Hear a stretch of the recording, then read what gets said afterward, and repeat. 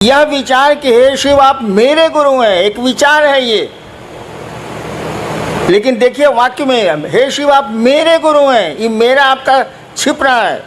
जहां मेरा सामने आया कि मेरे गुरु हैं, तब फिक्र हो जाएगी कि मेरी चप्पल कहाँ है, मेरा महादेव कहाँ है।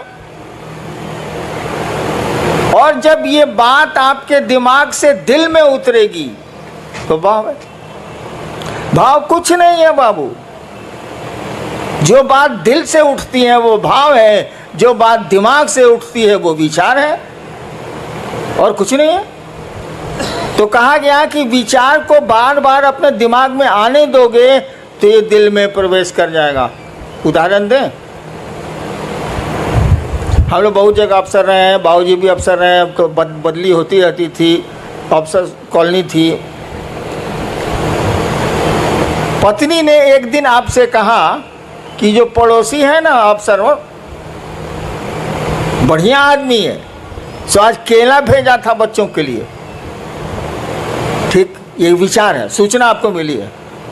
फिर दूसरे दिन पत्नी ने कहा कि उसकी बीवी कद्दू भेजी है सब्जी के लिए। खाली आपके दिमाग में न्यूज आ रहा है, विचार आ रहा है। धीरे धीरे आपको लगेगा कि पड़ोसी बढ़िया आदमी। एक दिन आपकी पत्नी ने कहा कि देखिए ना उसको बुखार लग गया है उनके बचवा को, तो आप कहेगा चलो ना दिखाते हैं। देखिए अब दिमाग से बात दिल में आने लगी, उसके बच्चे को देखने आप जाने लगे। इसका उल्टा देखिए, आपका बच्चा फूल तोड़ने पड़ोसी के यहाँ गया, डांट दिया पड़ोसी ने, आके आपको बोला कि मम्मी मम्मी मम्मी हमको डांट दिया, फूल तोड़ने गए थे। ठीक, एक सूचना आपको मिली, एक विचार आपके दिमाग में घुसा। फिर दूसरे दिन ऐसा ही कुछ हुआ, फिर तीसरे दिन ऐसा ही कुछ हुआ। 5 दिन के बाद आपको मालूम हुआ कि वो स्कूटर से जा रहा था, उलट गई स्कूटर, टांग टूट गया। आपके बाद ठीक हुआ साले को, ठीक हुआ साले। देखिए अब दिमाग से, अखबार का न्यूज़ नहीं है ये, अखबार में रोज एक्सीडेंट होता रहता है, आप कहाँ कुछ सोचते हैं। यानी आपके दिल में बात आ गई, अब ये दुश्मनी का भाव पैदा हो रहा है। वहाँ दोस्ती का भाव पैदा हो रहा था, यहाँ दुश्मनी का भाव पैदा हो रहा है। तो भाव कुछ नहीं है, जो बात दिल से उठती है वो भाव है। शिव मेरे गुरु हैं, ये बात अगर दिल से उठती है तो ये भाव है, अगर दिमाग से उठती है तो ये विचार है। जब तक भाव में नहीं जाएगी ये बात, कहा ही जाता है कि आध्यात्म की किसी भी गाड़ी का पेट्रोल भाव होता। शास्त्र हमारे कहते ही हैं भावेन लभते देवता भावेन देव दर्शनम। शास्त्र कहते हैं भारत के कि भाव से देवता मिलते हैं, भाव से देवताओं का दर्शन होता है। तो आध्यात्म की कोई गाड़ी का पेट्रोल भाव ही है, विचार नहीं। शिव मेरे गुरु हैं, ये विचार रिजल्ट नहीं देगा, लेकिन जब मन में बैठ जाएगी बात कि शिव मेरे गुरु हैं, मेरा गुरु है, वो रिजल्ट आने लगेगा। नेक्स्ट जिज्ञासा नहीं है, एक निवेदन है। मध्य प्रदेश से रीवा से भाई अशोक आप लिख रहे हैं कि आज 3 साल से रीवा वो सिद्धि जिला में महादेव का काम हम लोग कर रहे हैं। एक तरफ से शिव को गुरु मान रहे हैं और एक तरफ से लोग छोड़ रहे हैं। हम लोग आशीर्वाद लेने आए हैं कि रीवा व सिद्धि में महादेव का काम बढ़े। साहब आशीर्वाद। एक तरफ से लोग मान रहे हैं, एक तरफ से छोड़ रहे हैं। मैं महादेव का काम 40 साल से कर रहा हूँ, मैं महादेव करा रहा है, हम कल करेंगे। कितने आए कितने गए। अंग्रेजी में एक कविता है, men may come and may go, men may go. लोग आते हैं जाते हैं, but I go on forever. मैं जाता हूं तो हमेशा के लिए जाता हूं। तो किसकी चिंता करोगे, कौन आया कौन गया। महादेव की दया जिस पर हुई वो रहेगा। हैं लोग कि नहीं मेरे साथ। मैं इनका विद्यार्थी था कॉलेज का 67 में। यही जो मंडल जी पढ़ रहे हैं जिज्ञासा, इनको मैं ज़बरदस्ती, उस समय शिव गुरु नहीं थे मेरे, ज़बरदस्ती एक दिन श्मशान ले जाता था और दूसरे दिन कब्रिस्तान ले जाता था। 1 साल कंटिन्यूअस ये जबकि मेरे प्रोफेसर लेक्चरर थे, मैं विद्यार्थी था इनका फर्स्ट ईयर का, इनको मैं ही पकड़ के ले जाता, चलिए मसान।